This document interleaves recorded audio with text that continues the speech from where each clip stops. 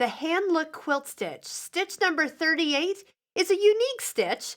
It is going to make it look like you've stitched by hand using your sewing machine. Now this does take some setup, and I'm sure somewhere along the line there was a gal that was stitching with some clear thread and had something so messed up in her machine, and it stitched and it said, oh my gosh, that looks like hand stitching. So now as the sewing machine companies, they put this stitch kind of pre-programmed in, but you got to know how to set it up. First off, clear thread needs to go in the needle of the sewing machine. I use a thread stand when using clear thread because as you may not be able to see, but right now as it's coming off the spool, it's got some kinks to it as it's going. And by having it kind of a little further away than right on the top of your machine, that's going to give it time to relax. It just has a mind of its own, and if we give it a little time, it works much better. So a thread stand, it's going all the way up to the top little guide and then over to the top guide of the sewing machine and thread like normal. Next, you take your top tension here and actually increase it to 9 or 10, 8, 9, or 10, depending on how things are set up. But you need to increase this, otherwise it doesn't work. Next, the color of thread you have in your bobbin is the color of the hand stitching that's going to look like. I know, weird. But layer up your fabric with some batting. And we'll zoom in here and see what it's going to look like.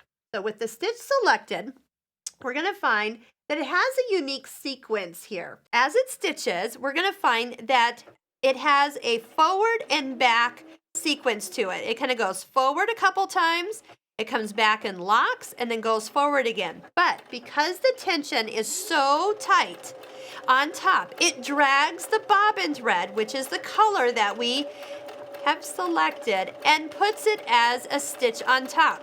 And then because the clear thread is going to be stitched in between, it looks like there's a gap, or makes it look like you've stitched by hand where the thread has gone down and underneath the fabric. So I'll just do a little stitching here.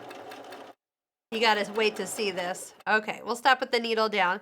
I do so a little slower just because as I'm making sure everything's good, you can kind of tell that the machine is very, very tight because of the tighter tension. But look how pretty that is. It's stitched. It looks like it's stitched by hand, especially from your viewpoint. Now, once we actually take this out, you're going to notice, and we turn it over, it is not going to look like it's stitched by hand back here. It's going to be one solid stitch. Well, actually, it's got some heavier stitches in between, and it really is going to show that you didn't do it by hand. But if you want the look of hand stitching and you don't have the time to do it, or maybe your hands aren't giving you that privilege anymore, this is a great way to do it. Now, if you are going to start to stitch, sometimes when you start off, it doesn't always pull that bobbin thread up the very first time you stitch. So give yourself a little place where maybe you can come back and overlap, or start a little further back in your seams. That is normal. Now, when you want to turn a corner, you do need to kind of get the rhythm of the stitch and know when to change. There is a time and place to change and a time to not change. I'm going to set this down with the needle in the down position. It's pretty much after it goes back and takes the locking stitches and jumps forward. That's when you can turn, or after it takes one more stitch forward. So depending on what works for you and where you are within your sequence. But there is a couple places within this stitching that you don't want to actually turn a corner because it'll kind of just spread it all out.